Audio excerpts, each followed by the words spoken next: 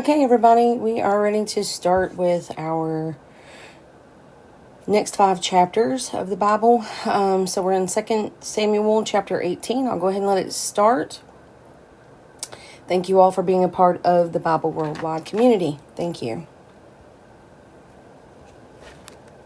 The men who were with him, and appointed over them commanders of thousands and commanders of hundreds. David sent out his troops, a third under the command of Joab, a third under Joab's brother Abishai, son of Zeruiah, and a third under Ittai the Gittite. The king told the troops, I myself will surely march out with you. But the men said, You must not go out.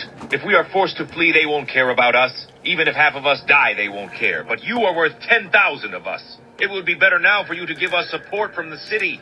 The king answered, I will do whatever seems best to you. So the king stood beside the gate while all his men marched out in units of hundreds and of thousands. The king commanded Joab, Abishai, and Ittai, Be gentle with the young man Absalom for my sake. And all the troops heard the king giving orders concerning Absalom to each of the commanders. David's army marched out of the city to fight Israel, and the battle took place in the forest of Ephraim. There, Israel's troops were routed by David's men, and the casualties that day were great, 20,000 men. The battle spread out over the whole countryside, and the forest swallowed up more men that day than the sword. Now Absalom happened to meet David's men. He was riding his mule, and as the mule went under the thick branches of a large oak, Absalom's hair got caught in the tree. He was left hanging in midair, while the mule he was riding kept on going. When one of the men saw what had happened, he told Joab. I just saw Absalom hanging in an oak tree. Joab said to the man who had told him this, What? You saw him? Why didn't you strike him to the ground right there? Then I would have had to give you 10 shekels of silver and a warrior's belt. But the man replied, Even if 1,000 shekels were weighed out into my hands, I would not lay a hand on the king's son. In our hearing, the king commanded you and Abishai and Ittai protect the young man Absalom for my sake. And if I had put my life in jeopardy, and nothing is hidden from the king, you would have kept your distance from me. Joab said, I'm not going to wait like this for you. So he took 3 javelins in his hand and plunged them into Absalom's heart while Absalom was still alive in the oak tree. And 10 of Joab's armor-bearers surrounded Absalom, struck him, and killed him. Then Joab sounded the trumpet, and the troops stopped pursuing Israel, for Joab halted them. They took Absalom, threw him into a big pit in the forest, and piled up a large heap of rocks over him. Meanwhile, all the Israelites fled to their homes. During his lifetime, Absalom had taken a pillar and erected it in the king's valley as a monument to himself, for he thought, I have no son to carry on the memory of my name. He named the pillar after himself, and it is called Absalom's monument to this day.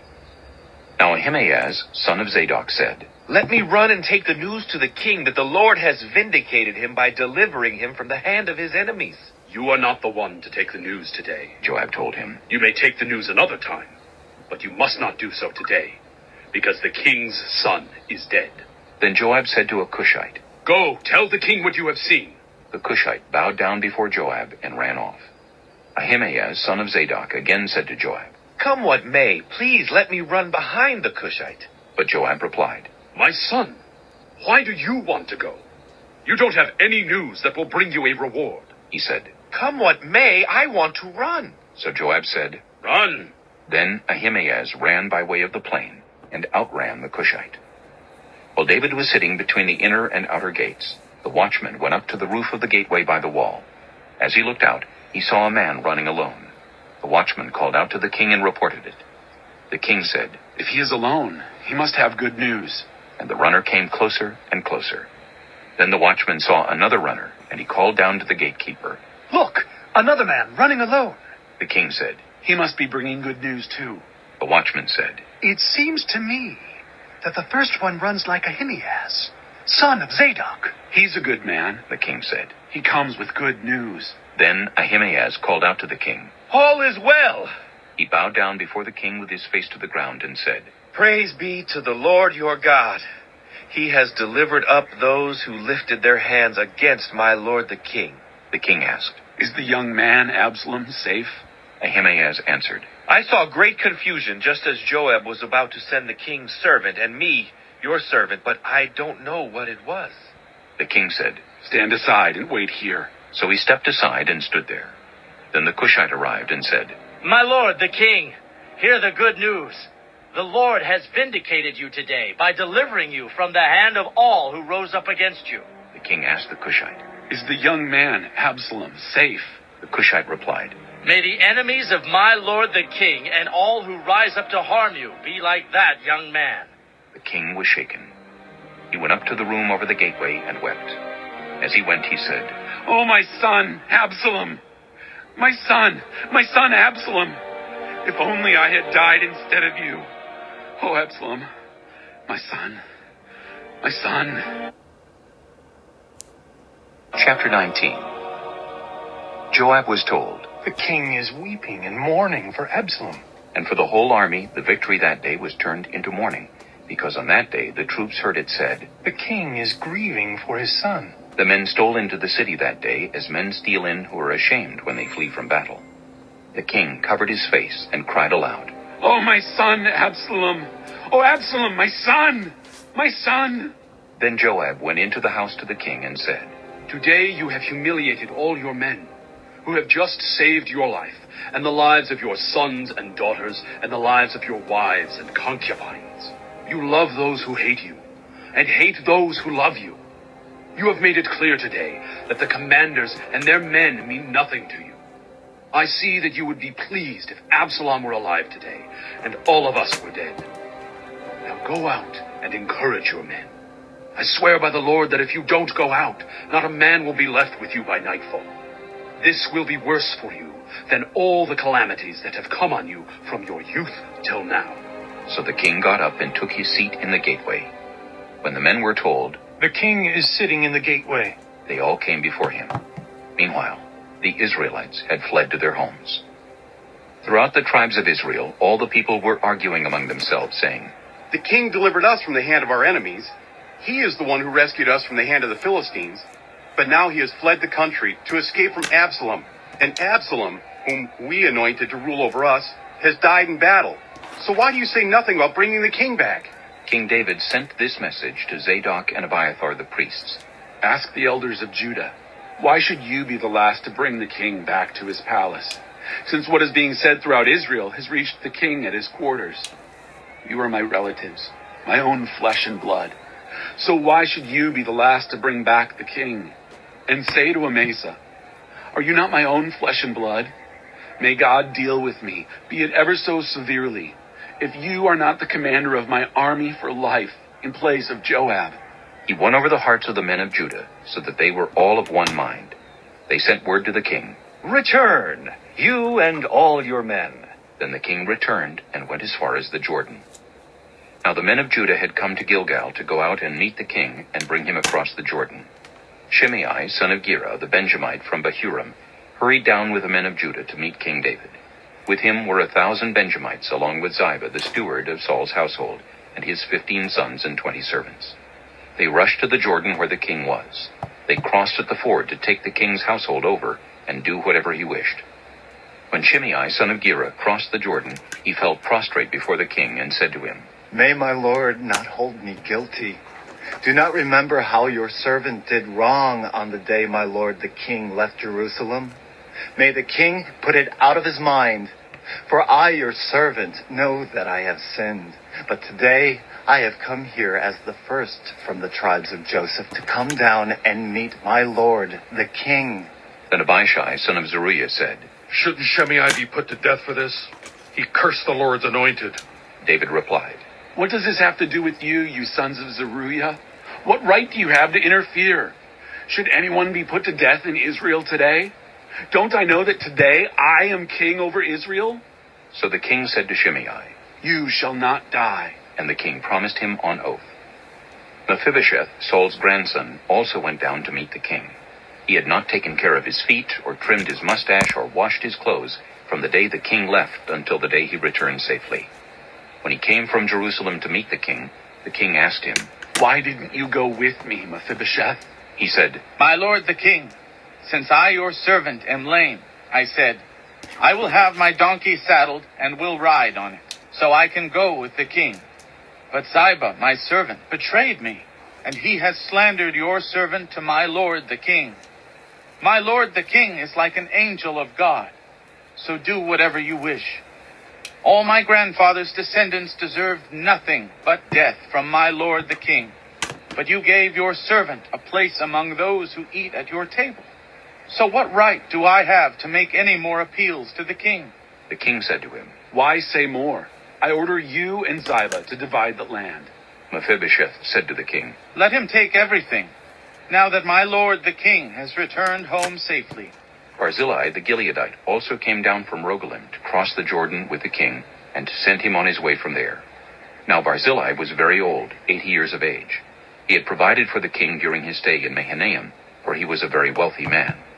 The king said to Barzillai, "Cross over with me and stay with me in Jerusalem, and I will provide for you." But Barzillai answered the king, "How many more years will I live that I should go up to Jerusalem with the king? I am now 80 years old. Can I tell the difference between what is enjoyable and what is not? Can your servant taste what he eats and drinks? Can I still hear the voices of male and female singers? Why should your servant be an added burden to my lord the king? Your servant will cross over the Jordan with the king for a short distance. But why should the king reward me in this way? Let your servant return that I may die in my own town, near the tomb of my father and mother. But here is your servant Kimham. Let him cross over with my lord the king. Do for him whatever you wish." The king said, "Kimham shall cross over with me, and I will do for him whatever you wish. And anything you desire from me, I will do for you." So all the people crossed the Jordan, and then the king crossed over. The king kissed Barzillai and bid him farewell, and Barzillai returned to his home. When the king crossed over to Gilgal, Kimham crossed with him. All the troops of Judah and half the troops of Israel had taken the king over. Soon all the men of Israel were coming to the king and saying to him, "Why did our brothers, the men of Judah, steal the king away and bring him and his household across the Jordan, together with all his men?" All the men of Judah answered the men of Israel, "We did this because the king is closely related to us. Why are you angry about it? Have we eaten any of the king's provisions? Have we taken anything for ourselves?" Then the men of Israel answered the men of Judah, "We have 10 shares in the king, so we have a greater claim on David than you have. Why then do you treat us with contempt? Weren't we the first to speak of bringing back our king?" But the men of Judah pressed their claims even more forcefully than the men of Israel. Chapter 20. Now a troublemaker named Sheba, son of Bichri, a Benjamite, happened to be there. He sounded the trumpet and shouted, "We have no share in David, no part in Jesse's son. Every man to his tent, Israel." So all the men of Israel deserted David to follow Sheba, son of Bichri. Wow. But the men of Judah stayed by their king all the way from the Jordan to Jerusalem. When David returned to his palace in Jerusalem, he took the 10 concubines he had left to take care of the palace and put them in a house under guard. He provided for them, but had no sexual relations with them. They were kept in confinement till the day of their death, living as widows. Then the king said to Amasa, "Summon the men of Judah to come to me within 3 days, and be here yourself." But when Amasa went to summon Judah, he took longer than the time the king had set for him. David said to Abishai, "Now Sheba, son of Bichri, will do us more harm than Absalom did. Take your master's men and pursue him, or he will find fortified cities and escape from us." So Joab's men and the Kerethites and Pelethites and all the mighty warriors went out under the command of Abishai. They marched out from Jerusalem to pursue Sheba, son of Bichri. While they were at the great rock in Gibeon, Amasa came to meet them. Joab was wearing his military tunic, and strapped over it at his waist was a belt with a dagger in its sheath. As he stepped forward, it dropped out of its sheath. Joab said to Amasa, "How are you, my brother?" Then Joab took Amasa by the beard with his right hand to kiss him. Amasa was not on his guard against the dagger in Joab's hand, and Joab plunged it into his belly, and his intestines spilled out on the ground. Without being stabbed again, Amasa died. Then Joab and his brother Abishai pursued Sheba, son of Bichri. One of Joab's men stood beside Amasa and said, "Whoever favors Joab and whoever is for David, let him follow Joab." Amasa lay wallowing in his blood in the middle of the road, and the man saw that all the troops came to a halt there. When he realized that everyone who came up to Amasa stopped, he dragged him from the road into a field and threw a garment over him. After Amasa had been removed from the road, everyone went on with Joab to pursue Sheba son of Bichri. Sheba passed through all the tribes of Israel to Abel-Beth-Maacah and through the entire region of the Bichrites, who gathered together and followed him. All the troops with Joab came and besieged Sheba in Abel-Beth-Maacah. They built a siege ramp up to the city, and it stood against the outer fortifications. While they were battering the wall to bring it down, a wise woman called from the city. Listen! Listen! Tell Joab to come here so I can speak to him. He went toward her, and she asked, Are you Joab? I am, he answered. She said, Listen to what your servant has to say. I'm listening, he said. She continued, Long ago, they used to say, Get your answer at Abel, and that settled it. We are the peaceful and faithful in Israel. You are trying to destroy a city that is a mother in Israel. Why do you want to swallow up the Lord's inheritance?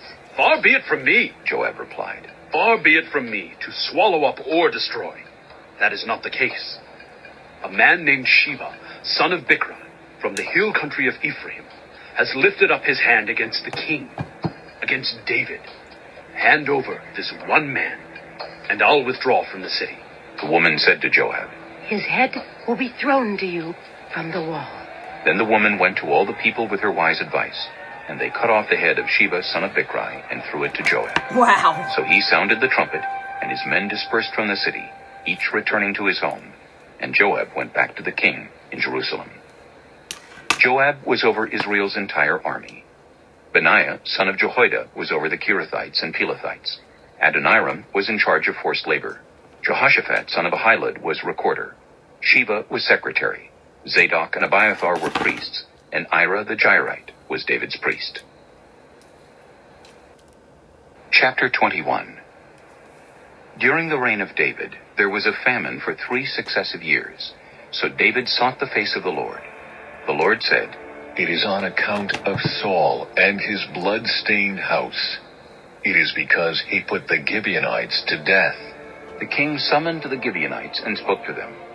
Now the Gibeonites were not a part of Israel, but were survivors of the Amorites. The Israelites had sworn to spare them, but Saul, in his zeal for Israel and Judah, had tried to annihilate them. David asked the Gibeonites, What shall I do for you? How shall I make atonement so that you will bless the Lord's inheritance? The Gibeonites answered him, We have no right to demand silver or gold from Saul or his family, nor do we have the right to put anyone in Israel to death. What do you want me to do for you? David asked. They answered the king, As for the man who destroyed us and plotted against us so that we have been decimated and have no place anywhere in Israel, let 7 of his male descendants be given to us to be killed, and their bodies exposed before the Lord at Gibeah of Saul, the Lord's chosen one. So the king said, I will give them to you. The king spared Mephibosheth, son of Jonathan, the son of Saul, because of the oath before the Lord between David and Jonathan, son of Saul. But the king took Armoni and Mephibosheth, the 2 sons of Aiah's daughter Rizpah, whom she had borne to Saul, together with the 5 sons of Saul's daughter Merib, whom she had borne to Adriel, son of Barzillai the Maholathite. He handed them over to the Gibeonites, who killed them and exposed their bodies on a hill before the Lord. All 7 of them fell together. They were put to death during the first days of the harvest, just as the barley harvest was beginning. Rizpah, daughter of Aiah, took sackcloth and spread it out for herself on a rock. From the beginning of the harvest till the rain poured down from the heavens on the bodies, she did not let the birds touch them by day, or the wild animals by night. When David was told what Aiah's daughter Rizpah, Saul's concubine, had done, he went and took the bones of Saul and his son Jonathan from the citizens of Jabesh-Gilead. They had stolen their bodies from the public square at Beth-shan, where the Philistines had hung them after they struck Saul down on Gilboa. David brought the bones of Saul and his son Jonathan from there, and the bones of those who had been killed and exposed were gathered up. They buried the bones of Saul and his son Jonathan in the tomb of Saul's father Kish at Zelah in Benjamin, and did everything the king commanded. After that, God answered prayer in behalf of the land. Once again there was a battle between the Philistines and Israel. David went down with his men to fight against the Philistines, and he became exhausted. And Ishbi-Benob, one of the descendants of Rapha, whose bronze spearhead weighed 300 shekels, and who was armed with a new sword, said he would kill David. But Abishai, son of Zeruiah, came to David's rescue. He struck the Philistine down and killed him. Then David's men swore to him, saying, Never again will you go out with us to battle, so that the lamp of Israel will not be extinguished. In the course of time, there was another battle with the Philistines at Gob. At that time, Shibbekai the Hushathite killed Saph, one of the descendants of Rapha. In another battle with the Philistines at Gob, Elhanan, son of Jair the Bethlehemite, killed the brother of Goliath the Gittite, who had a spear with a shaft like a weaver's rod. In still another battle, which took place at Gath, there was a huge man with 6 fingers on each hand and 6 toes on each foot, 24 in all. He also was descended from Rapha. When he taunted Israel, Jonathan, son of Shimeah, David's brother, killed him. These 4 were descendants of Rapha in Gath, and they fell at the hands of David and his men. All right, chapter 22. Chapter 22. David sang to the Lord the words of this song when the Lord delivered him from the hand of all his enemies and from the hand of Saul. He said, The Lord is my rock, my fortress, and my deliverer. My God is my rock, in whom I take refuge, my shield and the horn of my salvation. He is my stronghold, my refuge and my savior. From violent people you save me. I called to the Lord, who is worthy of praise, and have been saved from my enemies. The waves of death swirled about me. The torrents of destruction overwhelmed me. The cords of the grave coiled around me. The snares of death confronted me. In my distress, I called to the Lord. I called out to my God. From his temple, he heard my voice. My cry came to his ears. The earth trembled and quaked. The foundations of the heavens shook. They trembled because he was angry. Smoke rose from his nostrils. Consuming fire came from his mouth. Burning coals blazed out of it. He parted the heavens and came down. Dark clouds were under his feet. He mounted the cherubim and flew. He soared on the wings of the wind. He made darkness his canopy around him, the dark rain clouds of the sky. Out of the brightness of his presence, bolts of lightning blazed forth. The Lord thundered from heaven. The voice of the Most High resounded. He shot his arrows and scattered the enemy. With great bolts of lightning he routed them. The valleys of the sea were exposed, and the foundations of the earth laid bare at the rebuke of the Lord, at the blast of breath from his nostrils. He reached down from on high and took hold of me. He drew me out of deep waters. He rescued me from my powerful enemy, from my foes who were too strong for me. They confronted me in the day of my disaster, but the Lord was my support. He brought me out into a spacious place. He rescued me because he delighted in me. The Lord has dealt with me according to my righteousness. According to the cleanness of my hands, he has rewarded me. For I have kept the ways of the Lord. I am not guilty of turning from my God. All his laws are before me. I have not turned away from his decrees. I have been blameless before him and have kept myself from sin. The Lord has rewarded me according to my righteousness, according to my cleanness in his sight. To the faithful, you show yourself faithful. To the blameless, you show yourself blameless. To the pure, you show yourself pure. But to the devious, you show yourself shrewd. You save the humble, but your eyes are on the haughty to bring them low. You, Lord, are my lamp. The Lord turns my darkness into light. With your help, I can advance against a troop. With my God, I can scale a wall. As for God, his way is perfect. The Lord's word is flawless. He shields all who take refuge in him. For who is God besides the Lord? And who is the rock except our God? It is God who arms me with strength and keeps my way secure. He makes my feet like the feet of a deer. He causes me to stand on the heights. He trains my hands for battle. My arms can bend a bow of bronze.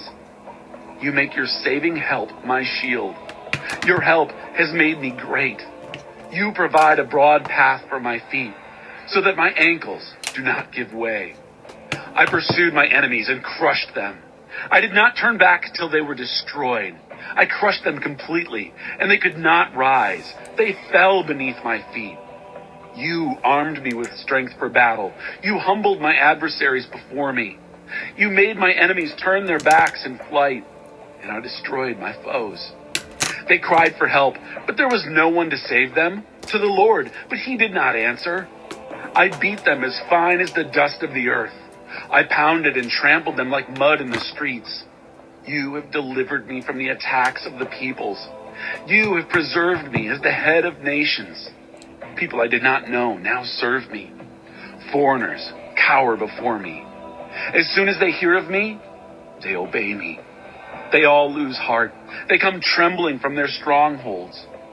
The Lord lives. Praise be to my rock.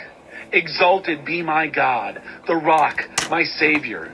He is the God who avenges me, who puts the nations under me, who sets me free from my enemies. You exalted me above my foes. From a violent man you rescued me. Therefore, I will praise you, Lord, among the nations. I will sing the praises of your name. He gives his king great victories. He shows unfailing kindness to his anointed, to David and his descendants forever. Amen. All right, we're going to stop there. Start again in 23. Hopefully I can do it tomorrow. I'm getting ready to go to church. I hope you guys have a wonderful day. If you can get into a church service, you'll be happy that you went. I'm sure the Lord will bless you for it. Thank you guys so much. Have a wonderful day.